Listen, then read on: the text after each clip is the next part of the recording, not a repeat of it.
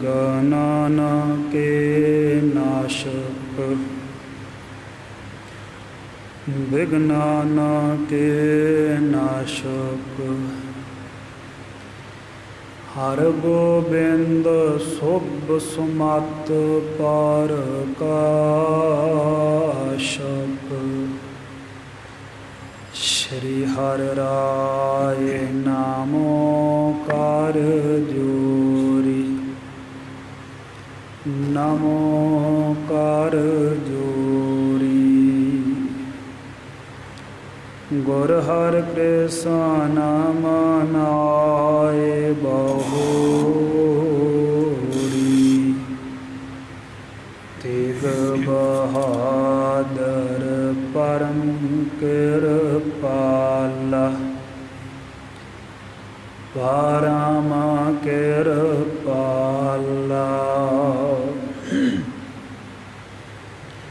श्री गुरु गोविंद सिंह विशाला तारा तारा पर पुन पुन सीसा पुन पुन सीसा बंदो बार बार जगदीसा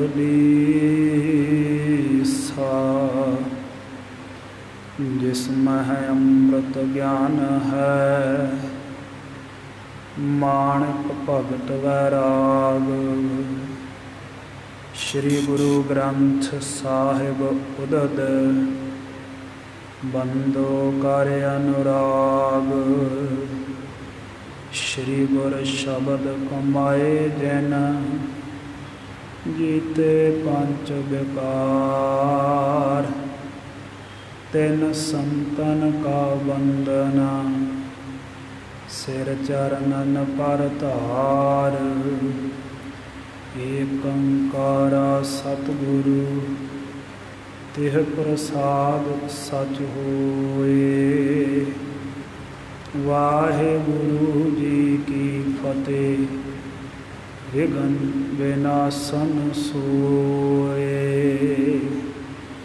वाहेगुरु जी की फतेह विघ्न विनाशन सोए।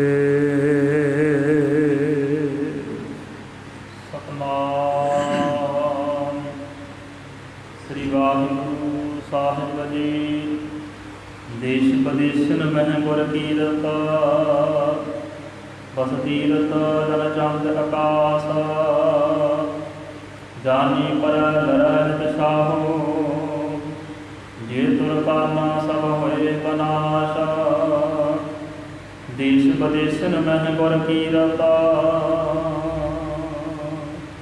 चवर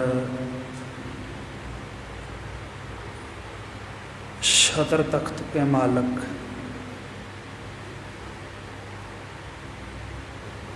गुरता गद्दे उपर सुभायमान दसां पातशाहियां दे आत्मिक स्वरूप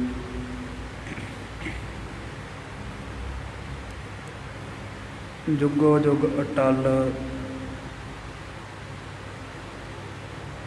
पतत पावन भक्त वत्सल कृपा निधान ज्योति स्वरूप सर्व कला समरथ वाहिगुरु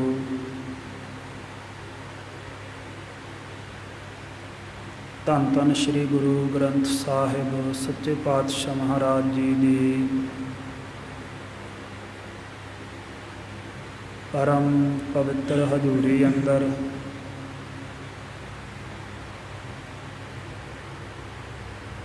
दल भंजन गुर सूरमा बड़ जोधा बहु पारे उपकारी मेरी पीरी दे मालक सतगुरु धन धन श्री गुरु हरगोबिंद साहिब सच्चे पातशाह महाराज जी दे मुबारक चरण छो प्राप्त इतिहासक स्थान गुरुद्वारा श्री गुरु सर साहिब विखे ਸੰਧਿਆ ਦੇ ਰਾਤਰੀ ਦੇ ਪਾਵਨ ਪਵਿੱਤਰ ਦੀਵਾਨਾਂ ਦੇ ਵਿੱਚ ਹਾਜ਼ਰੀਆਂ ਲਵਾ ਰਹੀ ਨਤਮਸਤਕ ਹੋ ਰਹੀ ਸੁਭਾਇਮਾਨ ਹੋ ਰਹੀ ਸਮੂਹ ਗੁਰੂ ਕੀ ਸੰਗਤ ਜੀ, ਵਡਭਾਗੇ ਆ ਜੋ ਸਤਿਗੁਰਾਂ ਦੇ ਹਜ਼ੂਰ ਜੁੜ ਕੇ ਸਮੇਂ ਨੂੰ ਸਵਾਸਾਂ ਨੂੰ ਸਫਲ ਕਰਨ ਦਾ ਵਡਭਾਗ ਪ੍ਰਾਪਤ ਹੋਇਆ ਹੈ। ਆਪ ਸਰਬੱਤ ਸੰਗਤਾਂ ਨੇ ਸਤਿਗੁਰਾਂ ਦੇ ਦਰਸ਼ਨ, ਗੁਰਬਾਣੀ ਦੇ ਕੀਰਤਨ, ਸੋਦਾਰ ਸ੍ਰੀ ਰਹਿਰਾਸ ਸਾਹਿਬ ਜੀ ਕੇ ਜਾਪ, ਸ਼੍ਰੀ ਮੁਖ ਵਾਕ ਸ਼ਰਵਣ ਕਰਕੇ ਲਾਭ ਖੱਟਿਆ। ਸਮਾਂ ਹੈ ਸਤਿਗੁਰਾਂ ਦੀ ਪਾਵਨ ਪਵਿੱਤਰ ਗੁਰ ਇਤਿਹਾਸ ਦੀ ਚੱਲ ਰਹੀ ਲੜੀਵਾਰ ਕਥਾ ਵਿਚਾਰ ਦਾ।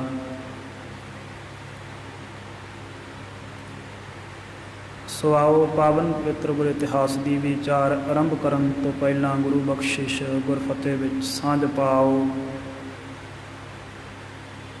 ਰਸਨਾ ਸਫਲਾਓ, ਬੁਲੰਦ ਆਵਾਜ਼ ਵਿੱਚ ਬੁਲਾਓ ਜੀ। ਵਾਹਿਗੁਰੂ ਜੀ ਕਾ ਖਾਲਸਾ, ਵਾਹਿਗੁਰੂ ਜੀ ਕੀ ਫਤਿਹ।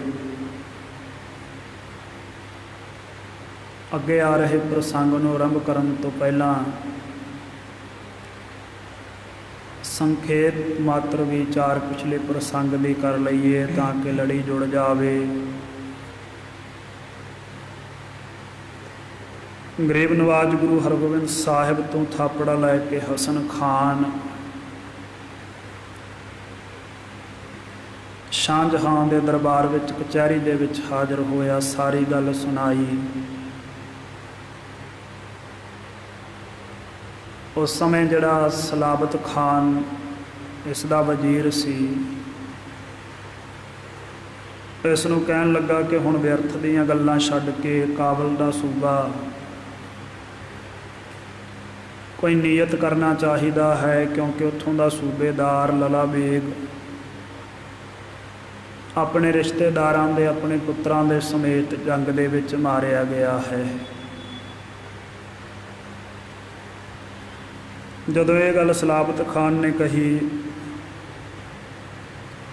ਬਾਦਸ਼ਾਹ ਸ਼ਾਹਜਹਾਂ ਜੋ ਫਿਕਰ ਦੇ ਵਿੱਚ, ਚਿੰਤਾ ਦੇ ਵਿੱਚ ਡੁੱਬਿਆ ਹੋਇਆ ਸੀ, ਨੀਵੀਂ ਪਾ ਕਰਕੇ ਆਪਣੇ ਸਿੰਘਾਸਨ 'ਤੇ ਬੈਠਾ ਸੀ। ਇਸਨੇ ਗਰਦਨ ਉਤਾਂਹ ਚੁੱਕ ਕੇ ਵੇਖਿਆ।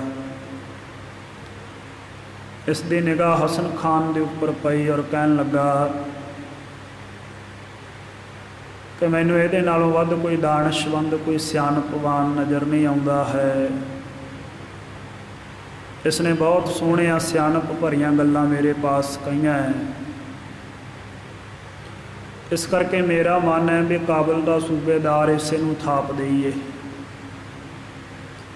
ਵਜ਼ੀਰ ਖਾਨ ਨੇ ਬਾਦਸ਼ਾਹ ਸ਼ਾਹਜਹਾਂ ਦੀ ਹਾਂ ਦੇ ਵਿੱਚ ਹਾਂ ਮਿਲਾਈ ਹੈ ਔਰ ਇਸ ਨੂੰ ਕਾਬਲ ਦਾ ਸੂਬੇਦਾਰ ਨਿਯਤ ਕਰਨ ਦੀ ਮਨਸ਼ਾ ਸਾਰਿਆਂ ਨੇ ਧਾਰ ਲਈ ਹੈ। ਉਸ ਤੋਂ ਬਾਅਦ ਬਾਦਸ਼ਾਹ ਵਜ਼ੀਰ ਸ਼ਾਹਜਹਾਂ ਆਪਣੇ ਹਿਰਦੇ ਵਿੱਚ ਵਿਚਾਰਦਾ ਹੈ ਕਿ ਮੈਂ ਇਹ ਜੰਗ ਲੜ ਕਰਕੇ ਕੀ ਖੱਟ ਲਿਆ ਹੈ। 3 ਜੰਗਾਂ ਮੈਂ ਕੀਤੀਆਂ, ਤਿੰਨਾਂ ਦੇ ਵਿੱਚ ਮੈਨੂੰ ਹਾਰ ਮਿਲੀ। ਜਿਹੜੇ ਘੋੜੇ ਦੇ ਬਦਲੇ ਮੈਂ ਤੀਜੀ ਜੰਗ ਮੰਡੀ ਸੀ, ਉਹ ਘੋੜਾ ਵੀ ਰਣ ਦੇ ਵਿੱਚ ਮਰ ਗਿਆ। ਇਹ ਸਵਾਸ ਦੀਆਂ ਭਰੀਆਂ ਸਾਰੀਆਂ ਖੱਲਾਂ ਹੀ ਤੇ ਹਨ। ਕੀ ਪਤਾ ਹੈ ਕਿਸ ਵਕਤ ਸਵਾਸ ਨਿਕਲ ਜਾਣ, ਪ੍ਰਾਣ ਪੂਰੇ ਹੋ ਜਾਣ। ਜੇ ਮੇਰੇ ਪਾਸ ਉਹ ਘੋੜਾ ਰਹਿੰਦਾ ਮਰ ਤੇ ਉਹਨੇ ਤਾਂ ਵੀ ਜਾਣਾ ਸੀ, ਪਰ ਇਹ ਮੇਰੀ ਕੋਈ ਸਿਆਣਪ ਨਹੀਂ। ਇਸ ਕਰਕੇ ਹੁਣ ਮੈਂ ਗੁਰੂ ਹਰਗੋਬਿੰਦ ਸਾਹਿਬ ਸੱਚੇ ਪਾਤਸ਼ਾਹ ਨਾਲ ਕੋਈ ਵੈਰ ਨਹੀਂ ਕਰਨਾ, ਕੋਈ ਵਿਰੋਧ ਨਹੀਂ ਕਰਨਾ। ਉਹਨਾਂ ਵਾਲੇ ਪਾਸਿਓਂ ਸਾਰੀ ਈਰਖਾ ਦਵੈਸ਼ ਮਿਟਾ ਕਰਕੇ ਮੈਂ ਸੁੱਖ ਦੇ ਨਾਲ ਰਾਜ ਭੋਗਾਂਗਾ। ਇਉਂ ਇੱਧਰ ਇਹਨੇ ਮਨਸਾ ਬਣਾ ਲਈ, ਇੱਧਰ ਗੁਰੂ ਹਰਗੋਬਿੰਦ ਸਾਹਿਬ ਜੀ ਜਿਹੜੀ ਜਗ੍ਹਾ 'ਤੇ ਜੰਗ ਲੜਿਆ, ਉਸੇ ਜਗ੍ਹਾ 'ਤੇ ਗਰੀਬ ਨਵਾਜ ਸੱਚੇ ਪਾਤਸ਼ਾਹ ਸ਼ੋਭਾ ਪਾਉਂਦੇ ਹੈ। ਦੀਵਾਨ ਸਜਦਾ ਹੈ, ਮਾਲਵੇ ਦੇਸ਼ ਦੀਆਂ ਬਹੁਤ ਸੰਗਤਾਂ ਆਉਂਦੀਆਂ। ਸਤਿਗੁਰਾਂ ਦੀ ਵਡਿਆਈ ਦੇਸ਼ਾਂ ਵਿਦੇਸ਼ਾਂ ਦੇ ਵਿੱਚ ਫੈਲੀ ਹੋਈ ਹੈ। ਸਤਿਗੁਰਾਂ ਦੇ ਪਾਸ ਜਿਹੜਾ ਕੋਈ ਜਿਸ ਭਾਵਨਾ ਦੇ ਨਾਲ ਆਉਂਦਾ ਹੈ, ਸਤਿਗੁਰੂ ਬਖਸ਼ਿਸ਼ ਕਰਕੇ ਨਿਹਾਲ ਕਰਦੇ ਹੈ। ਇਹ ਇੱਥੋਂ ਤੱਕ ਆਪਾਂ ਕੱਲ੍ਹ ਪ੍ਰਸੰਗ ਸ਼ਰਵਣ ਕੀਤਾ ਸੀ। ਅੱਗੇ ਜਿਸ ਪ੍ਰਕਾਰ ਦੇ ਨਾਲ ਇਤਿਹਾਸ ਦੀ ਪਾਵਨ ਵਿਚਾਰ ਆ ਰਹੀ ਹੈ, ਆਓ ਮਨ ਚਿਤ ਬਿਰਤੀਆਂ ਇਕਾਗਰ ਕਰਕੇ ਸਤਿਗੁਰਾਂ ਦੇ ਪਾਵਨ ਪਵਿੱਤਰ ਇਤਿਹਾਸ ਨਾਲ ਜੁੜੀਏ ਜੀ। ਵਾਹਿਗੁਰੂ ਸਾਹਿਬ ਜੀ ਹੈ ਦਿਲਬਾਗ ਰਹਿਓ ਇੱਕ ਗੁਰ ਢੇਗਾ। ਜਿਹੜਾ ਗੁਲਬਾਗ ਘੋੜਾ ਹੈ, ਇਹ ਰਣ ਭੂਮੀ ਦੇ ਵਿੱਚ ਲਲਾ ਬੇਗ ਦੇ ਨਾਲ ਮੁਕਾਬਲਾ ਕਰਦਿਆਂ ਮਾਰਿਆ ਜਾ ਚੁੱਕਿਆ ਹੈ। ਇਹਨਾਂ ਦੋਵਾਂ ਘੋੜਿਆਂ ਦੀ ਜੋੜੀ ਦੇ ਵਿੱਚੋਂ ਜਿਹੜਾ ਦੂਜਾ ਘੋੜਾ ਬਾਬਾ ਵਿਧੀ ਚੰਦ ਸਾਹਿਬ ਜੀ ਕੱਢ ਕਰਕੇ ਲੈ ਕੇ ਆਏ ਸੀ, ਜਿਸ ਦਾ ਨਾਮ ਗਰੀਬ ਨਵਾਜ ਨੇ ਦਿਲਬਾਗ ਰੱਖਿਆ ਸੀ। ਜਿਹੜਾ ਘੋੜਾ ਸ਼ਹੀਦ ਹੋ ਗਿਆ ਉਸ ਦਾ ਨਾਮ ਸੁਹੇਲਾ ਘੋੜਾ ਰੱਖਿਆ ਸੀ। ਸੋ ਹੁਣ ਇੱਕ ਇਹ ਘੋੜਾ ਸਤਿਗੁਰਾਂ ਦੇ ਪਾਸ ਦਿਲਬਾਗ ਨਾਮ ਦਾ ਰਹਿ ਗਿਆ ਹੈ ਜੀ। ਨਾਮ ਜਾਨ ਭਾਈ ਧਰ ਦੀਨ। ਇਸ ਦਿਲਬਾਗ ਘੋੜੇ ਦਾ ਨਾਮ ਜਦੋਂ ਇਹ ਬਾਦਸ਼ਾਹ ਸ਼ਾਹਜਹਾਂ ਦੇ ਪਾਸ ਸੀ, ਉਸਨੇ ਇਹਦਾ ਨਾਮ ਦਿਲਬਾਗ ਰੱਖਿਆ ਹੋਇਆ ਸੀ। ਉਸ ਦਾ ਨਾਮ ਗੁਲਬਾਗ ਸੀ। ਸਤਿਗੁਰਾਂ ਨੇ ਉਸ ਦਾ ਨਾਮ ਸੁਹੇਲਾ ਰੱਖਿਆ ਸੀ। ਇਸ ਦਾ ਨਾਮ ਹੁਣ ਗਰੀਬ ਨਵਾਜ ਨੇ ਜਾਨ ਭਾਈ ਰੱਖ ਦਿੱਤਾ ਹੈ। ਵਿਜੇ ਗੁਲਬਾਗ ਸੁਹੇਲਾ ਕਹੈ। ਔਰ ਜਿਹੜਾ ਦੂਸਰਾ ਸੀ ਗੁਲਬਾਗ ਘੋੜਾ, ਉਸ ਨੂੰ ਸੁਹੇਲੇ ਦੇ ਨਾਮ ਦੇ ਨਾਲ ਪੁਕਾਰਦੇ ਸਨ ਸੱਚੇ ਪਾਤਸ਼ਾਹ। ਜਿਸ ਸੋਰਾਨ ਵਿਖੈ ਪ੍ਰਾਣ ਤੀਹੀਨ। ਜਿਹੜਾ ਕਿ ਇਸ ਰਣ ਭੂਮੀ ਦੇ ਵਿੱਚ ਜੰਗ ਦੇ ਵਿੱਚ ਸਵਾਸਾਂ ਤੋਂ ਹੀਣਾ ਹੋ ਗਿਆ, ਮਾਰਿਆ ਗਿਆ ਹੈ। ਮਰਿਓ ਗ੍ਰਹਿ ਬਹੁਰੋ ਦੁਖ ਪ੍ਰਾਪਤ। ਜਦੋਂ ਉਹ ਘੋੜਾ ਮਰ ਗਿਆ ਹੈ, ਉਸ ਸਮੇਂ ਜਿਹੜਾ ਜਾਨ ਭਾਈ ਸੀ ਭਾਵ ਦਿਲਬਾਗ ਘੋੜਾ, ਇਸ ਨੇ ਸੁਹੇਲੇ ਘੋੜੇ ਦੇ ਮਰਨ ਦਾ ਵਿਛੋੜਾ ਮੰਨਿਆ। ਫਿਰ ਮਨ ਦੇ ਵਿੱਚ ਪਹਿਲਾਂ ਜਦੋਂ ਕੋਲ ਇਕੱਲੇ ਨੂੰ ਕੱਢ ਕੇ ਲਿਆਂਦਾ ਸੀ, ਉਸ ਨੇ ਮਨ ਦੇ ਵਿੱਚ ਵਿਛੋੜਾ ਮੰਨਿਆ ਸੀ। ਦੋਵੇਂ ਇਕੱਠੇ ਰਹੇ ਸੀ ਨਾ ਲੰਮਾ। ਹੁਣ ਉਹਦੇ ਮਰਨ ਕਰਕੇ ਉਹ ਦਿਸਦਾ ਨਹੀਂ, ਇਸ ਕਰਕੇ ਫਿਰ ਇਹ ਮਨ ਦੇ ਵਿੱਚ ਵਿਛੋੜੇ ਦੀ ਪੀੜ ਮਹਿਸੂਸ ਕਰਦਾ ਹੈ। ਗੁਰ ਅੰਤਰਜਾਮੀ ਸਭ ਚੀਨ। ਗਰੀਬ ਨਵਾਜ ਅੰਤਰਜਾਮੀ ਗੁਰੂ ਸਾਹਿਬ ਜੀ ਨੇ ਇਹਦੇ ਹਿਰਦੇ ਦੀ ਪੀੜ ਦੇ ਤਾਈਂ, ਦਰਦ ਦੇ ਤਾਈਂ ਪਛਾਣ ਲਿਆ ਹੈ। ਸਭ ਕੁਝ ਸਮਝ ਲਿਆ ਸੱਚੇ ਪਾਤਸ਼ਾਹ ਨੇ। ਆਏ ਨਿਕਟ ਉਪਦੇਸ਼ ਬਖਾਨਿਓ। ਉਸ ਸਮੇਂ ਨੇੜੇ ਆ ਕਰਕੇ, ਨਜ਼ਦੀਕ ਆ ਕਰਕੇ ਗਰੀਬ ਨਵਾਜ ਸੱਚੇ ਪਾਤਸ਼ਾਹ ਨੇ ਇਸ ਘੋੜੇ ਦੇ ਤਾਈਂ ਸ਼ੁਭ ਉਪਦੇਸ਼ ਆਪਣਾ ਬਖਸ਼ਿਸ਼ ਕੀਤਾ ਹੈ। ਹੁਣ ਅੱਜ ਦੇ ਤਰਕ ਬੁੱਧੀ ਇਸ ਗੱਲ 'ਤੇ ਵੀ ਤਰਕ ਕਰ ਦੇਣਗੇ ਵੀ ਪਸ਼ੂ ਨੂੰ ਕੋਈ ਥੋੜ੍ਹਾ ਉਪਦੇਸ਼ ਦਿੱਤਾ ਜਾ ਸਕਦਾ ਹੈ, ਪਰ ਸਤਿਗੁਰੂ ਦੀ ਬਾਣੀ ਕਹਿੰਦੇ ਹੈ ਪਸ਼ੂ ਪ੍ਰੇਤ ਮੁਗਧ ਭੈ ਸਰੋਤੇ। ਜਦੋਂ ਗਰੀਬ ਨਵਾਜ ਗੁਰੂ ਸਾਹਿਬ ਦੇ ਸੁਣਾਉਣ ਦੀ ਮਨਸ਼ਾ ਹੋਵੇ, ਉਪਦੇਸ਼ ਦੇਣ ਦਾ ਇਰਾਦਾ ਹੋਵੇ, ਸੱਚੇ ਪਾਤਸ਼ਾਹ ਐਸੀ ਮਿਹਰ ਕਰਦੇ ਹੈ। ਪਸ਼ੂ ਤੇ ਛੱਡੋ, ਪ੍ਰੇਤ ਜੋਨੇ ਮੁਗਧ ਮੂਰਖ ਜਿਨ੍ਹਾਂ ਦੀ ਬੁੱਧੀ ਹੁੰਦੇ ਨਹੀਂ, ਮਹਾਰਾਜ ਸੱਚੇ ਪਾਤਸ਼ਾਹ ਗੁਰੂ ਗ੍ਰੰਥ ਸਾਹਿਬ ਦੀ ਬਾਣੀ ਕਹਿੰਦੀ ਉਹ ਵੀ ਸਰੋਤੇ ਹੋ ਜਾਂਦੇ ਆ, ਸੁਣ ਲੈਂਦੇ ਆ ਗੁਰੂ ਸਾਹਿਬ ਦਾ ਉਪਦੇਸ਼। ਜਦੋਂ ਗੁਰੂ ਮਿਹਰ ਕਰਦਾ ਹੈ, ਇਹ ਅਧਿਆਤਮਕਤਾ ਦੀਆਂ ਬਰਕਤਾਂ ਦਾ ਹਿੱਸਾ ਹੈ। ਕਈ ਸਿਰਫ ਆਪਣੇ ਆਪ ਦੇ ਵਿੱਚ ਜਿਉਂਦੇ ਆ, ਉਹਨਾਂ ਨੂੰ ਲੱਗਦਾ ਜੋ ਅਸੀਂ ਕਰਦੇ ਹਾਂ ਉਹੀ ਸਹੀ ਹੈ, ਜੋ ਸਾਡੇ ਨਾਲ ਵਾਪਰਿਆ ਉਹੀ ਅੰਤਮ ਸੱਤ ਹੈ। ਜਿਹੜੀ ਗੱਲ ਸਾਡੇ ਅਨੁਭਵ ਦੇ ਵਿੱਚ ਨਹੀਂ, ਉਹ ਖਣੀ ਇਸ ਸੰਸਾਰ ਦੇ ਵਿੱਚ, ਜਹਾਨ ਦੇ ਵਿੱਚ ਹੋ ਹੀ ਨਹੀਂ ਸਕਦੀ। ਪਰ ਇਹ ਗੱਲ ਨਹੀਂ ਹੁੰਦੀ। ਗਰੀਬ ਨਵਾਜ ਸੱਚੇ ਪਾਤਸ਼ਾਹ ਨੇ ਪਹਿਲਾਂ ਹੀ ਨਿਰਣਾ ਕਰ ਦਿੱਤਾ ਹੈ, ਆਪ ਆਪਣੀ ਬੁੱਧ ਹੈ ਜੇਤੇ, ਬਰਨਤ ਭਿੰਨ ਭਿੰਨਤ ਹੈ ਤੇਤੇ। ਜਿਸ ਜਿਸ ਜੀਵ ਦੀ ਜਿੰਨੀ ਜਿੰਨੀ ਬੁੱਧੀ ਹੈ, ਉਹ ਆਪਣੀ ਬੁੱਧੀ, ਆਪਣੀ ਮਤ ਦੇ ਹਿਸਾਬ ਦੇ ਨਾਲ हे वाहिगुरू तेनों वर्णन कर रहा है, तेरे बाबत दस रहा है। सो गुरु साहिब सच्चे पातशाह जे करके इन्हां पशुआं पंछियां की पुकार सुन सकते हैं। सतगुरु गरीब नवाज सच्चे पातशाह दे विच ये बल है, ये ताकत है कि सच्चे पातशाह सुना भी सकते हैं। इहदे विच कोई दो रावां नहीं।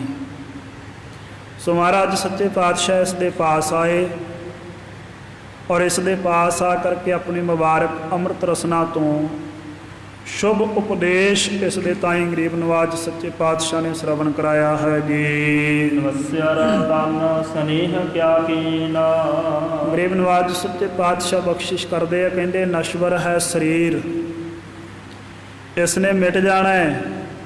जिन्ने शरीर इस संसार दे विच उत्पन्न होए है, अंत सारियां दा यही है। अंत सब दा वलैता ही है, अंत सब दा मौत ही है, अंत सब दा काल ही है। क्योंकि दृष्टमान है सगल मिथेना। महाराज सच्चे साहिब तो बख्शिश करते शरीरां दी खेड छड्डो, जो दृष्टि गोचर है नज़र आ रहा है सब मिटेगा, एक दिन सब विनाश हो जाएगा। नज़र आने वाली कोई भी वस्तु इस संसार दे विच ऐसी नहीं जिहड़ी सदैव काल स्थिर रह सकती होवे। हरेक चीज़ घटती जा रही है, हरेक चीज़ समय अनुसार मिटती जा रही है। गिर बसदा जल पवन जाएगा, कुछ नहीं रहेगा। पहाड़ भी जाणगे, गिर पहाड़ बसदा जिस इस धरती के उपर आप तुरते फिरते हैं, महाराज कहते ये भी मिट जाएगी एक दिन। जल जो पानी है जीवां दे प्राणां दा आधार आसरा, ये भी एक दिन नहीं रहेगा, ये भी घट जाएगा, ये भी मुक जाएगा, एक दिन खत्म हो जाएगा। ये हवा भी एक दिन रुक जाएगी, संसार दे विच भी प्रवाहित नहीं होएगी। क्योंकि सब कुछ गरीब नवाज वाहिगुरु ने एक निजम के अधीन बनाया है। और वो निजम ये है कि जग रचना सब झूठ है, जान ले हो रे मीत। कह नानक थिर नार है, ज्यों बालू की भेंट। जैवें बालू बरीक बूरे कक्के रेते की कढ़ी हुई कंध नहीं रह सकती, समा पा के ढह जाएगी, मिट जाएगी, उहदा वजूद खत्म हो जाएगा। इउं ही इस संसार के तमाम पदार्थ, तमाम जीव, तमाम जो नज़र आने वालियां वस्तुएं, ये भी सब मिट जाणगियां, ये भी सब नश्वर हो जाणगियां, ये भी सब विलय हो जाणगियां, सारियां ने मिट जाना है। मिट्टी के कच्चे मकान बना के किसी समय मनुख रहिंदा सी, अज वो मिट्टी के कच्चे मकान नहीं दिखते। कदे कानियां दियां झोंपड़ियां बना के रहिंदा सी, अज वो कानियां दियां झोंपड़ियां नहीं दिसदियां। अज पक्के पक्के सुंदर सोहने मकान बना के रह रहे हैं भी इन्हां दी उम्र लंबी होएगी, खरे किन्ना समा रह जाणगे, पर एक दिन ये भी समा आउणा भी, ये भी नहीं रहने, ये भी सारे मिट्टी का ही रूप हो जाने हैं। किन्नियां किन्नियां खदाइयां दे विचों पूरे पूरे शहर मिले, कई कई हज़ार फुट डूंघे धरती दे विचों खदाइयां करदियां होइयां मिट्टी दे विच मिले हुए पक्के ਇਹੋ ਜਿਹੇ शहर मिले। उस समय ਇਹੋ ਜਿਹੀਆਂ ਤਰੱਕੀਆਂ 'ਚ सन, ਜਿਹੋ ਜਿਹੀਆਂ ਤਰੱਕੀਆਂ ਅੱਜ ਵੀ नहीं कीतियां ਵੱਡੇ ਵੱਡੇ ਸ਼ਹਿਰਾਂ ने। ਜਿਹੜੀ ਹੜੱਪਾ ਮੋਹਨਜੋਦਾੜੋ ਦੀ ਜਿਹੜੀ ਸੰਸਕ੍ਰਿਤੀ ਮਿਲੀ ਆ ਪਾਕਿਸਤਾਨ ਦੇ ਵਿੱਚ, ਵਿਗਿਆਨਕ ਸਾਇੰਟਿਸਟ हैरान है उस दी बनावट वेख के। ਕਹਿੰਦੇ उस शहर ਦੀਆਂ नलियां दी पानियां दी निकासी ऐसे सुचੱਜੇ ढंग ਦੇ ਨਾਲ ਕੀਤੀ गई है कि अज भी सीवरेज ਵੱਡੇ ਵੱਡੇ शहरों के दुनिया के किसी भी शहर के उस तरीके दे नाल नहीं पए हुए। ਜਿਸ ਤਰੀਕੇ ਦੇ ਨਾਲ ਉਹਨਾਂ ਨੇ ਉਹ ਨਾਲੀਆਂ ਬਣਾਈਆਂ ਹੋਈਆਂ ਸੀ ਪੱਕੀਆਂ ਪਾਣੀ ਦੀ ਨਿਕਾਸੀ ਦੇ ਲਈ। ਉਹਨਾਂ ਦੀਆਂ ਬਣਾਵਟਾਂ ਅੱਜ ਵੀ ਜਿਉਂਦੀਆਂ ਤਿਉਂ ਉਵੇਂ ਹੀ ਮੌਜੂਦ ਹੈ। ਧਰਤੀ ਦੇ ਵਿੱਚੋਂ ਨਿਕਲੀਆਂ, ਕਈ 100 ਫੁੱਟ ਡੂੰਘਾਈ ਦੇ ਵਿੱਚੋਂ, ਕਈ 1000 ਫੁੱਟ ਡੂੰਘਾਈ ਦੇ ਵਿੱਚੋਂ। ਮਿੱਟੀ ਸੀ, ਮਿੱਟੀ ਨੇ ਆਪ ਦੇ ਵਿੱਚ ਸਮਾ ਲਈਆਂ, ਗਰਸ ਲਈਆਂ। ਜਿਹੜੀ ਚੀਜ਼ ਜਿੱਥੋਂ ਪੈਦਾ ਹੋਈ ਹੈ ਉਹਨੇ ਉੱਥੇ ਤੇ ਮਿਲਣਾ ਜਾ ਕੇ। ਪਾਣੀ ਵਿੱਚੋਂ ਪੈਦਾਇਸ਼ ਹੋਈ ਚੀਜ਼ ਪਾਣੀ ਵਿੱਚ ਮਿਲੇਗੀ, ਹਵਾ ਵਿੱਚੋਂ ਪੈਦਾ ਹੋਈ ਚੀਜ਼ ਹਵਾ ਦਾ ਰੂਪ ਹੋ ਜਾਏਗੀ, ਮਿੱਟੀ ਵਿੱਚੋਂ ਪੈਦਾ ਹੋਈ ਚੀਜ਼ ਮਿੱਟੀ ਦਾ ਰੂਪ ਹੋ ਜਾਏਗੀ। ਔਰ ਇਉਂ ਹੀ ਇਹ ਨਿਰੰਕਾਰ ਦਾ ਪਰਛਾਵਾਂ ਹੈ ਸੰਸਾਰ। ਇਹ ਵੀ ਨਿਰੰਕਾਰ ਦੇ ਵਿੱਚ ਇੱਕ ਦਿਨ ਅਭੇਦ ਹੋ ਜਾਏਗਾ, ਇਹਦਾ ਵਜੂਦ ਮਿਟ ਜਾਏਗਾ, ਖਤਮ ਹੋ ਜਾਏਗਾ। ਸੋ ਮਹਾਰਾਜ ਸੱਚੇ ਪਾਤਸ਼ਾਹ ਉਪਦੇਸ਼ ਬਖਸ਼ਿਸ਼ ਕਰਦੇ ਆ, ਕਹਿੰਦੇ ਸਰੀਰ, ਇਹ ਸਨੇਹ, ਇਹ ਪ੍ਰੇਮ, ਇਹ ਪਿਆਰ, ਇਹ ਮੁਹੱਬਤ ਸਭ ਝੂਠ ਹੈ। ਇਹ ਸਰੀਰ ਦੇ ਨਾਲ ਕਾਹਦਾ ਸਨੇਹ ਪਾਉਣਾ, ਪ੍ਰੇਮ ਪਾਉਣਾ ਹੈ। ਜਦੋਂ ਸਰੀਰ ਨੇ ਮਿਟ ਜਾਣਾ, ਸਰੀਰ ਨੇ ਵਿਨਾਸ਼ ਹੋ ਜਾਣਾ, ਸਰੀਰ ਦਾ ਪਾਇਆ ਹੋਇਆ ਪ੍ਰੇਮ ਕਿੰਨਾ ਸਮਾਂ ਸਥਿਰ ਰਹਿ ਸਕੇਗਾ। ਨਿਸ਼ਚੈ ਵਿਸਰਨ ਹੈ ਇਸ ਕੀਰਾ, ਨਿਸ਼ਚੈ ਧਾਰੋ ਇਸ ਸਰੀਰ ਦਾ ਵਿਛੜਨਾ ਕਿਸੇ ਨਾ ਕਿਸੇ ਮੋੜ ਤੇ ਖਲੋਤਾ ਹੀ ਖਲੋਤਾ ਹੈ। ਇਹ ਦੋ ਸਰੀਰ ਹਮੇਸ਼ਾ ਇਕੱਠੇ ਨਹੀਂ ਰਹਿ ਸਕਦੇ। ਜੇ ਅੱਜ ਕਿਸੇ ਨਾਲ ਮਿਲਾਪ ਹੋਇਆ, ਕੱਲ ਪਰਸੋਂ ਨਹੀਂ ਤਾਂ ਥੋੜਾ ਸਮਾਂ ਪਾ ਕੇ ਸਹੀ, ਕਈ ਸਾਲਾਂ ਨੂੰ ਸਹੀ, ਕਈ ਦਹਾਕਿਆਂ ਨੂੰ ਸਹੀ, ਪਰ ਵਿਛੋੜਾ ਨਿਸ਼ਚਿਤ ਹੈ। ਜਿੱਥੇ ਮਿਲਾਪ ਹੈ ਉੱਥੇ ਵਿਛੋੜਾ ਨਿਸ਼ਚਿਤ ਹੈ, ਜਿੱਥੇ ਵਿਛੋੜਾ ਹੈ ਉੱਥੇ ਮਿਲਾਪ ਵੀ ਨਿਸ਼ਚਿਤ ਹੈ। ਸੋ ਕਹਿੰਦੇ ਇਹਨਾਂ ਦਾ ਵਿਛੋੜਾ ਤੇ ਬਣਿਆ ਹੀ ਹੈ, ਅੱਜ ਨਹੀਂ ਤੇ ਕੱਲ ਨਿਸ਼ਚਿਤ ਹੈ। ਦੋ ਮਿਲੇ ਸਰੀਰਾਂ ਨੇ ਵਿਛੜੀ ਜਾਣਾ ਹੈ। ਬਿਨ ਸੰਸੈ ਮਨ ਲਿਹੋ ਪਛਾਣ, ਬਿਨਾਂ ਕਿਸੇ ਸ਼ੰਕੇ ਤੋਂ, ਸ਼ੰਕਾ ਤੋਂ ਪਛਾਣ ਲਓ ਆਪਣੇ ਮਨ ਦੇ ਵਿੱਚ ਇਸ ਵਚਨ ਦੇ ਤਾਏ। ਜਿਸ ਕੋ ਰੂਪ ਰੰਗ ਕੁਛ ਨਾਹੀ, ਜਿਸ ਵਾਹਿਗੁਰੂ ਦਾ ਕੋਈ ਰੂਪ ਆਕਾਰ ਨਹੀਂ, ਜਿਸ ਦਾ ਕੋਈ ਰੰਗ ਨਹੀਂ ਹੈ। ਚੇਤਨ ਸੱਤਾ ਸਬਦ ਸੋ ਜਾਣ, ਉਹ ਜਿਹੜਾ ਆਪਣੇ ਆਪ ਤੋਂ ਚੇਤਨ ਹੈ, ਜਿਹਦੀ ਸੱਤਾ ਦੇ ਆਸਰੇ ਇਹ ਸਾਰੇ ਸੰਸਾਰ ਦੇ ਸਰੀਰ ਭਾਸਦੇ ਹੈ, ਉਹੀ ਆਪ ਤ੍ਰੈ ਕਾਲ ਅਬਾਦ ਸਰੂਪ, ਆਬਾਦ ਸਰੂਪ ਵਾਹਿਗੁਰੂ ਸਤ ਹੈ। ਮਨੁੱਖ ਨਾ ਪਸ਼ੂ ਨਾ ਪੰਛੀ ਪਨਗ, ਇਹਦੇ ਤੋਂ ਇਲਾਵਾ ਕੋਈ ਮਨੁੱਖ ਨਹੀਂ ਸਤ, ਸਦਾ ਨਹੀਂ ਜੀ ਸਕਦਾ ਕੋਈ ਮਨੁੱਖ ਇਸ ਦੁਨੀਆ ਦਾ। ਨਹੀਂ ਹੈ ਸਦੀਵ ਕਾਲ ਅਸਥਿਰ ਕੋਈ ਪਸ਼ੂ, ਪਸ਼ੂ ਵੀ ਕੋਈ ਸਦਾ ਨਹੀਂ ਜੀ ਸਕਦਾ ਹੈ। ਨਹੀਂ ਹੈ ਕੋਈ ਪੰਛੀ ਉੱਡਣ ਵਾਲਾ ਆਕਾਸ਼ਕਾਰੀ ਸਦੀਵੀ ਸੱਤ, ਇਹ ਵੀ ਮਿਟ ਜਾਣਗੇ।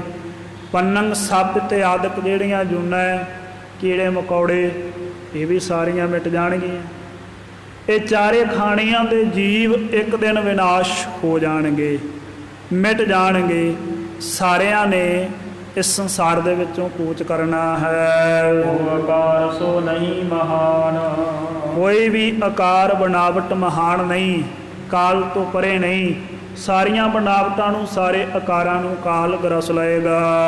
ਸੋ ਸਰੂਪਾ ਤੂੰ ਆਪਣੋ ਲਖ ਕੈ, ਇਸ ਕਰਕੇ ਜੋ ਰੂਪ ਆਕਾਰ ਰੇਖ ਰੰਗ ਤੋਂ ਪਰੇ ਸਰੂਪ ਹੈ ਸਤ, ਤ੍ਰੈ ਕਾਲ ਆਬਾਦ, ਉਸ ਸਰੂਪ ਨੂੰ ਤੂੰ ਆਪਣਾ ਪਛਾਣ ਲੈ। ਬ੍ਰਿਹ ਸੰਕਟ ਕੋ ਕਰੀਐ ਹਾਨ, ਔਰ ਆਪਣੇ ਵਿਛੋੜੇ ਦੇ ਸੰਕਟ ਨੂੰ, ਦੁੱਖ ਨੂੰ ਤੂੰ ਵਿਨਾਸ਼ ਕਰ ਲਓ ਆਪਣੇ ਮਨ ਵਿੱਚੋਂ।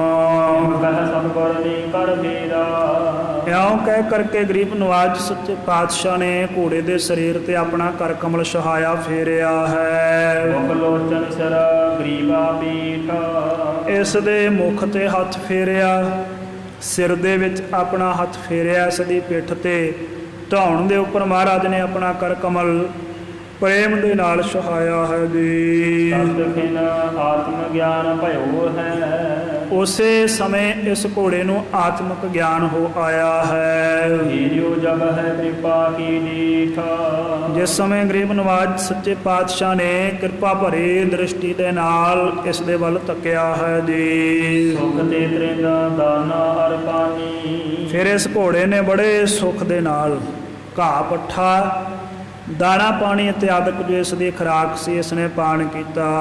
ਪਾਨ ਪਾਨ ਕਰ ਬਿਸਰਿਓ ਈਠਾ। ਖਾਣ ਪਾਣ ਕੀਤਾ ਹੈ, ਹਿਰਦੇ ਦਾ ਜਿਹੜਾ ਪ੍ਰੇਮ ਸੀ, ਵਿਛੋੜਾ ਸੀ, ਉਹ ਇਸ ਨੇ ਵਿਸਾਰ ਦਿੱਤਾ ਹੈ, ਭੁਲਾ ਦਿੱਤਾ ਹੈ ਉਸ ਦੁੱਖ ਦੇ ਤਾਈਂ। ਪਰ ਹੋਏ ਅਰੂਢਣ ਗਮਨ ਹੈ। ਔਰ ਫਿਰ ਗਰੀਬ ਨਾਥ ਸੱਚੇ ਪਾਤਸ਼ਾਹ ਇਸ ਦੇ ਉੱਪਰ ਸਵਾਰ ਹੋ ਕੇ ਚੱਲਦੇ ਆ ਜਿੱਧਰ ਨੂੰ ਜਾਣਾ ਹੁੰਦਾ ਹੈ। ਜਨ ਮਨ ਕੋ ਹੋਏ ਚਲਹਿ ਬਸੀਠਾ। ਔਰ ਇਸ ਤਰੀਕੇ ਦੇ ਨਾਲ ਸਤਿਗੁਰਾਂ ਦੀ ਸਵਾਰੀ ਇਹ ਕਰਾਉਂਦਾ ਹੈ ਕਿ ਸਤਿਗੁਰਾਂ ਦੇ ਮਨ ਦੇ ਅਨੁਸਾਰੀ ਹੈ। ਜਿੱਧਰ ਸਤਿਗੁਰਾਂ ਦੇ ਮਨ ਦੇ ਵਿੱਚ ਸੰਕਲਪ ਉੱਠਦਾ ਹੈ ਉਧਰ ਨੂੰ ਇਹ ਚੱਲ ਪੈਂਦਾ ਹੈ ਜੀ। ਸਭਾ ਵਿਖੇ ਦਿੱਤਾ ਸ੍ਰੀ ਹਰਿ ਗੋਬਿੰਦ ਕਹਿਓ। ਉਸ ਸਮੇਂ ਸਭਾ ਦੇ ਵਿੱਚ ਸਥਿਤ ਹੋ ਕੇ ਗਰੀਬ ਨਵਾਜ ਸੱਚੇ ਪਾਤਸ਼ਾਹ ਗੁਰੂ ਹਰਗੋਬਿੰਦ ਸਾਹਿਬ ਸੱਚੇ ਪਾਤਸ਼ਾਹ ਨੇ ਬਚਨ ਕੀਤੇ। ਮੋਹੇ ਰਣ ਖੰਭਾ ਥਾਨ। ਮਹਾਰਾਜ ਸੱਚੇ ਪਾਤਸ਼ਾਹ ਕਹਿਣ ਲੱਗੇ, ਮੇਰੇ ਰਣ ਖੰਭੇ ਵਾਲੀ ਜੋ ਥਾਂ ਹੈ, ਜਿੱਥੇ ਭਾਵ ਅਸੀਂ ਆ ਕਰਕੇ ਡੇਰਾ ਕੀਤਾ ਸੀ, ਜਿੱਥੋਂ ਅਸੀਂ ਰਣ ਥੰਬਾ ਨਾਮ ਆਰੰਭ ਕੀਤਾ ਹੈ। ਨਾਮ ਗੁਰੂ ਸਰ ਤੀਰਥ ਪਾਵਨ। ਇਸ ਅਸਥਾਨ ਦਾ ਪਾਵਨ ਨਾਮ, ਇਸ ਤੀਰਥ ਦਾ ਪਾਵਨ ਨਾਮ ਗੁਰੂ ਸਰ ਸਾਹਿਬ ਹੋਏਗਾ। ਕਰਮਲ ਗਨ ਨਾਸ਼ਨ ਇਸਨਾਨ। ਜੋ ਇਸ ਸਰੋਵਰ ਤੇ ਜਿਹੜੀ ਢਾਬ ਤੇ ਗਰੀਬ ਨਵਾਜ ਸੱਚੇ ਪਾਤਸ਼ਾਹ ਨੇ ਟਿਕਾ ਕੀਤਾ ਹੋਇਆ ਸੀ ਸ਼ੁਭ, ਸੱਚੇ ਪਾਤਸ਼ਾਹ ਕਹਿਣ ਲੱਗੇ ਜੋ ਇੱਥੇ ਆ ਕੇ ਇਸ਼ਨਾਨ ਕਰੇਗਾ ਉਹਦੇ ਪਾਪ, ਵੱਡੇ ਵੱਡੇ ਪਾਪ ਉਸ ਦੇ ਵਿਨਾਸ਼ ਹੋ ਜਾਣਗੇ। ਗੁਰ ਸਿੱਖੀ ਧਾਰ ਸ਼ਰਧਾ ਨਰ ਪਰਸੈ ਆਏ ਜੋ। ਜਿਹੜਾ ਵੀ ਮਨੁੱਖ ਸ਼ਰਧਾ ਧਾਰ ਕੇ ਆਣ ਕਰਕੇ ਇਸ ਸਥਾਨ ਦੇ ਦਰਸ਼ਨ ਕਰੇਗਾ, ਇਸ ਵਿੱਚ ਇਸ਼ਨਾਨ ਕਰੇਗਾ, ਪੁਰਹਿ ਮਨਹੁ ਕਾਮਨਾ ਠਾਨ।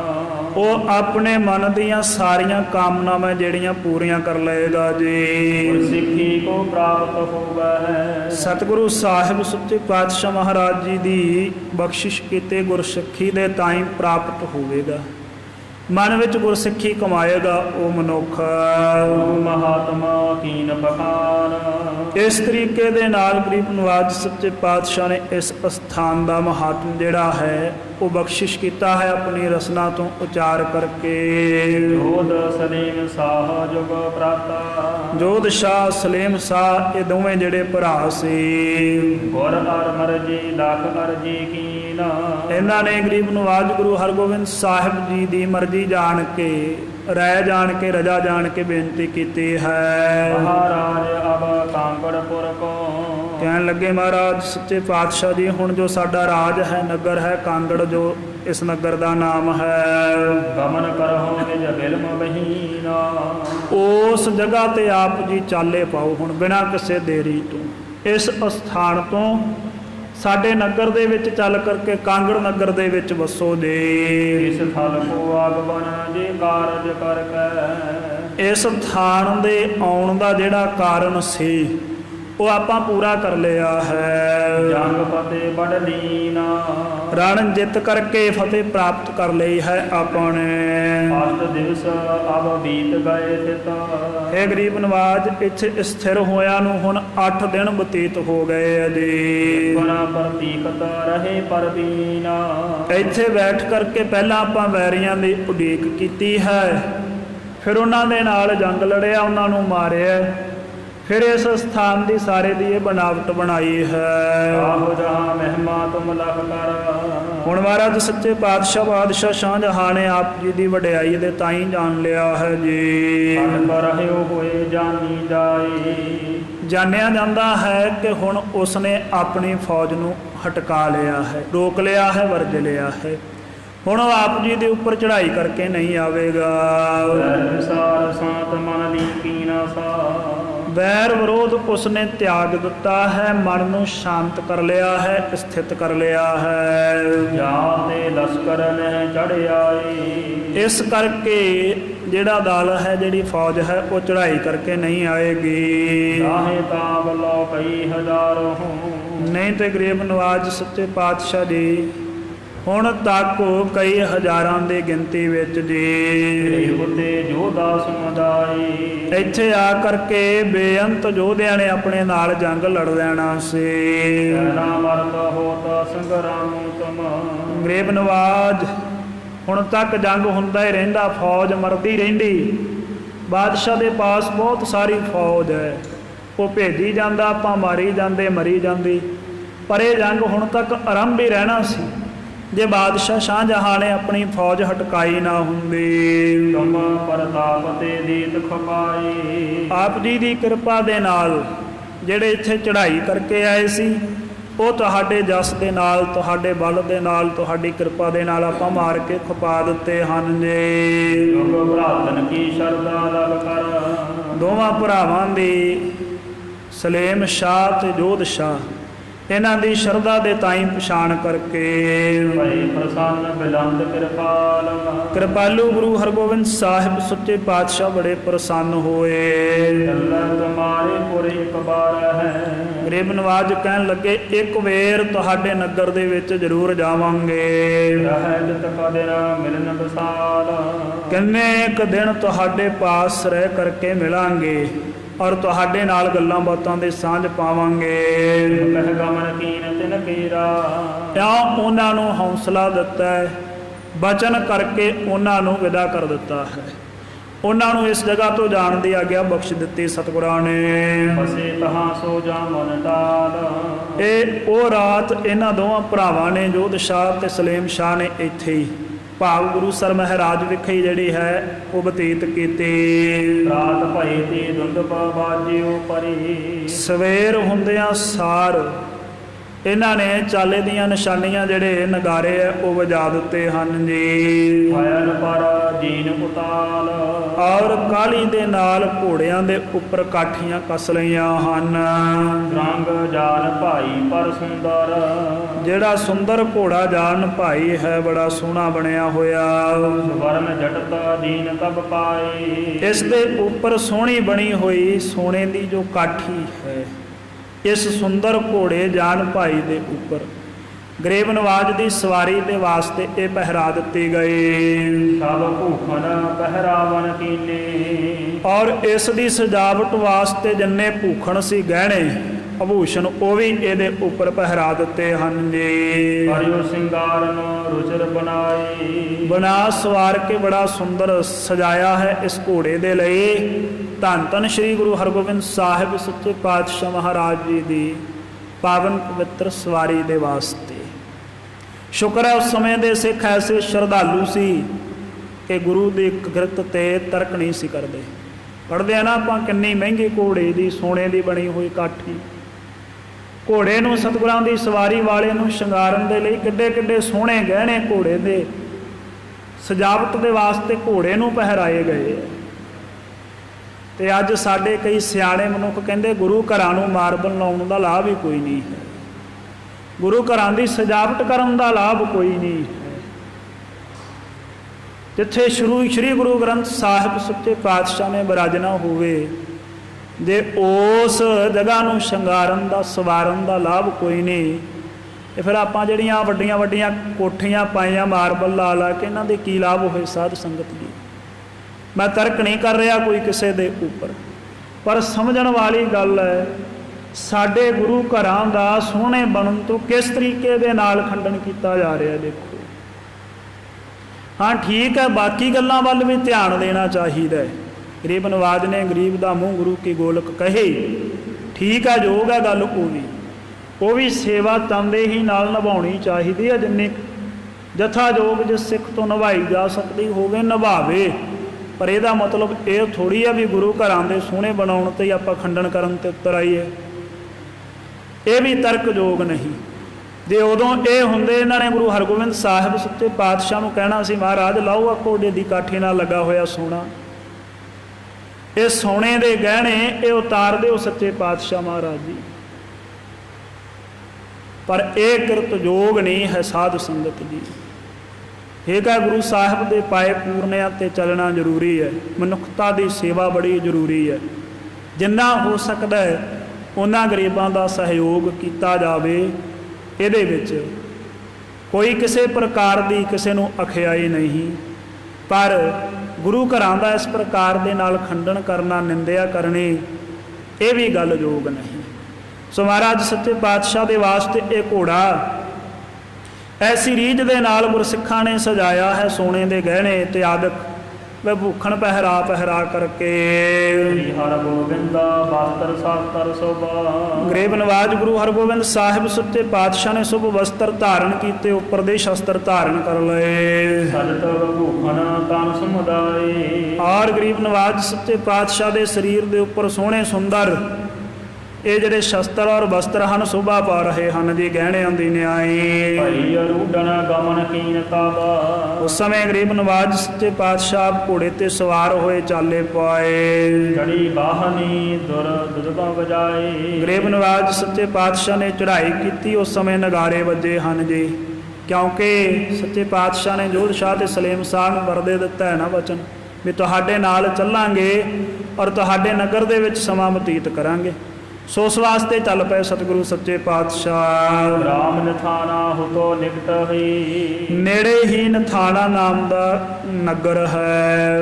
ਇਸ ਮਹਿ ਕਾਲੂ ਨਾਥ ਰਹੰਤਾ। ਇਸ ਦੇ ਵਿੱਚ ਇੱਕ ਕਾਲੂ ਨਾਮ ਦਾ ਨਾਥ ਹੈ ਜਿਹੜਾ ਉਹ ਵਸਦਾ ਹੈ। ਇੱਕ ਨਾਰ ਪਠਿਓ ਕਹਿਓ ਸ੍ਰੀ ਸਤਿਗੁਰ। ਇੱਕ ਮਨੁੱਖ ਇਸ ਨੇ ਗੁਰੂ ਹਰਗੋਬਿੰਦ ਸਾਹਿਬ ਜੀ ਦੇ ਚਰਨਾਂ ਵਿੱਚ ਭੇਜਿਆ, ਉਸ ਸਮੇਂ ਬੇਨਤੀ ਕਰਕੇ ਕਿਹਾ ਹੈ ਜੀ, ਜਿਸ ਕੋ ਪਰਖ ਹੋ ਜਾਏ ਇਕੰਤ। ਗਰੀਬ ਨਵਾਜ ਗੁਰੂ ਹਰਗੋਬਿੰਦ ਸਾਹਿਬ ਜੀ ਨੂੰ ਪਰਖੋ ਜਾ ਕਰਕੇ ਤੁਸੀਂ ਇਕਾਂਤ ਦੇ ਵਿੱਚ। ਗਰੀਬ ਨਵਾਜ ਸੱਚੇ ਪਾਤਸ਼ਾਹ ਮਹਾਰਾਜ ਜੀ ਦੇ ਤਾਈਂ ਪਰਖਣ ਵਾਸਤੇ ਇਸ ਨੇ ਇੱਕ ਮਨੁੱਖ ਭੇਜ ਦਿੱਤਾ। ਅਮਰੀ ਸੁਧ ਦੇਹੋ ਵੈਰ ਸਿਵਰ ਹੋਏ। ਔਰ ਗਰੀਬ ਨਵਾਜ ਸੱਚੇ ਪਾਤਸ਼ਾਹ ਮਹਾਰਾਜ ਨੇ ਮਨੁੱਖ ਭੇਜਿਆ ਹੈ ਇਸ ਦੀ ਪਰਖ ਵਾਸਤੇ, ਕਾਲੂ ਨਾਥ ਦੀ ਵਾਸਤੇ। ਕਹਿਣ ਲੱਗੇ ਸਾਡਾ ਸਿਵਰ ਡੇਰਾ ਜਿਹੜਾ ਬਾਹਰ ਹੋਏਗਾ ਇਹ ਸੁਧ ਜਾ ਕਰਕੇ ਦੇ ਦੇਣੇ। ਮਿਲਹਿ ਆਣੇ ਲਖੋ ਮਤੰਤ। ਔਰ ਇੱਥੇ ਆਣ ਕਰਕੇ ਸਾਡੇ ਨਾਲ ਮਿਲੇ ਇਹ ਕਾਲੂ ਨਾਥ, ਇਹ ਇਸ ਨੂੰ ਜਨਾ ਦੇਣਾ ਹੈ ਜੋ ਸਾਡਾ ਮਤੰਤ ਹੈ, ਸਾਡੀ ਰਜਾ ਹੈ। ਸੁਨ ਕਮਰਿਓ ਗੁਰਤੇ ਸੋ ਪੂਰਬ। ਸੁਣ ਕਰਕੇ ਗੁਰੂ ਸਾਹਿਬ ਜੀ ਦੇ ਨਥਾਣੇ ਨਗਰ ਵਿੱਚ ਪਹੁੰਚਣ ਤੋਂ ਪਹਿਲਾਂ ਇਹ ਮਨੁੱਖ ਸਤਿਗੁਰਾਂ ਦਾ ਭੇਜਿਆ ਹੋਇਆ ਚਲਿਆ ਗਿਆ। ਹਿਰਦੇ ਮਨੋਰਥ ਕੋਚਿਤ ਬੰਤ। ਔਰ ਆਪਣੇ ਹਿਰਦੇ ਦੇ ਵਿੱਚ ਸਤਿਗੁਰਾਂ ਦੇ ਕਹੇ ਹੋਏ ਬਚਨਾਂ ਨੂੰ ਚੇਤੇ ਕਰਦਾ ਹੈ ਵਾਰ-ਵਾਰ ਕਾਲੂ ਨਾਥ ਦੇ ਤਾਈਂ ਕਹਿਣ ਦੇ ਲਈ। ਨੂੰ ਗੌਰ ਦੂਧ ਕੋ ਦੋਹ ਕਰ ਮੋਹੇ। ਔਰ ਉਸ ਸਮੇਂ ਆਪਣੇ ਮਨ ਦੇ ਵਿੱਚ ਇਹ ਸੰਕਲਪ ਕਰਦੇ ਆ ਕਿ ਇੱਕ ਗੋਰੀ ਗਾਂ ਦਾ ਦੁੱਧ ਲਿਆ ਕਰਕੇ ਚੋ ਕਰਕੇ ਕਰਾਵਹਿ ਪਾਨ ਜੇ ਦੇ ਆਏ। ਜੇ ਮੈਨੂੰ ਲਿਆ ਕਰਕੇ ਇਹ ਪਿਆ ਦੇਵੇ ਤਾ ਅਜਮਤ ਅਜਤਾ ਨਾਤ ਪਛਾਨੋ। ਤਾਂ ਮੈਂ ਇਸ ਨਾਥ ਨੂੰ ਅਜਮਤ ਜੋਤ ਭਾਵ ਸ਼ਕਤੀ ਦੇ ਸਮੇਤ ਪਛਾਣਾ ਸਮਝਾਂ। ਪਹੁੰਚੋ ਨਿਕਟਾ ਚਿਤਵਾ ਇਸ ਭਾਈ। ਸਤਿਗੁਰਾਂ ਦਾ ਭੇਜਿਆ ਹੋਇਆ ਇਹ ਮਨੁੱਖ ਇਉਂ ਵਿਚਾਰਾਂ ਕਰਦਾ ਹੋਇਆ ਕਾਲੂ ਨਾਥ ਦੇ ਪਾਸ ਪੁੱਜਿਆ ਹੈ ਜੀ। ਮਿਲਿਓ ਜਾਏ ਕਰ ਬੰਧਨ ਬੈਠਿਓ। ਜਾ ਕਰਕੇ ਮਿਲਿਆ ਕਾਲੂ ਨਾਥ ਦੇ ਤਾਈਂ ਨਮਸਕਾਰ ਕੀਤੀ ਬੈਠ ਗਿਆ ਹੈ। ਤਬ ਕਾਲੂਰ ਮਹਿ ਲਖ ਪਾਏ। ਉਸ ਸਮੇਂ ਜਿਹੜਾ ਕਾਲੂ ਨਾਥ ਸੀ ਇਸ ਨੇ ਹਿਰਦੇ ਦੀ ਸਾਰੀ ਗੱਲ ਪਛਾਣ ਲਈ। ਕਰ ਸੁਨਮਾਨ ਬੂਝ ਗੁਰ ਗਾਥਾ। ਕਰਕੇ ਇਸ ਦਾ ਮਾਣ ਸਤਿਕਾਰ ਗੁਰੂ ਸਾਹਿਬ ਜੀ ਦੀ ਗਾਥਾ ਇਸ ਦੇ ਪਾਸੋਂ ਪੁੱਛੀ। ਜਥਾ ਤੁਰਕ ਕਮਸਾਨ ਮਚਾਈ। ਜਿਸ ਤਰੀਕੇ ਦੇ ਨਾਲ ਤੁਰਕਾਂ ਦੇ ਨਾਲ ਗੁਰੂ ਹਰਗੋਬਿੰਦ ਸਾਹਿਬ ਸੱਚੇ ਪਾਤਸ਼ਾਹ ਮਹਾਰਾਜ ਜੀ ਨੇ ਕਮਸਾਨ ਜੰਗ ਮਚਾਇਆ ਸੀ, ਇਹ ਕਾਲੂ ਨਾਥ ਸਤਿਗੁਰਾਂ ਦੇ ਭੇਜੇ ਹੋਏ ਮਨੁੱਖ ਦੇ ਪਾਸੋਂ ਪੁੱਛ ਰਿਹਾ ਹੈ। ਉਹ ਜਿਵੇਂ ਦੱਸੇਗਾ, ਜਿਵੇਂ ਇਸ ਦੇ ਮਨ ਦੇ ਸੰਕਲਪ ਨੂੰ ਪੜ੍ਹ ਕੇ ਕਾਲੂ ਨਾਥ ਇਸ ਦੇ ਤਾਈਂ ਆਪਣਾ ਆਪ ਦਿਖਾਏਗਾ। ਪਾਉਣ ਵਾਲੇ ਪ੍ਰਸੰਗ ਦੇ ਵਿੱਚ ਸ਼ਰਵਣ ਕਰਾਂਗੇ। ਇੱਥੋਂ ਤੱਕ ਇਤਿਹਾਸ ਵਿਚਾਰਦਿਆਂ ਹੋਈਆਂ ਬੇਅੰਤ ਪ੍ਰਕਾਰ ਦੀਆਂ ਭੁੱਲਾਂ ਦੇ ਖਿਮਾ ਬਖਸ਼ਣੇ ਦੇ ਅੱਗੇ ਤੋਂ ਸ੍ਰੇਸ਼ਟ ਮਤ ਬਖਸ਼ਣੀ ਸਮਾਪਤੀ ਹੈ। ਮਿਲਿਓ ਜਾਏ ਕਰ ਬੰਧਨ ਬੈਠਿਓ। ਤਬ ਕਾਲੂਰ ਮੈਂ ਲਖ ਪਾਏ। ਕਰ ਸਨਮਾਨ ਬੂਝ ਗੁਰ ਗਾਥਾ। ਜਥਾ ਤੁਰਕ ਕਮਸਾਨ ਮਚਾਈ। ਵਾਹ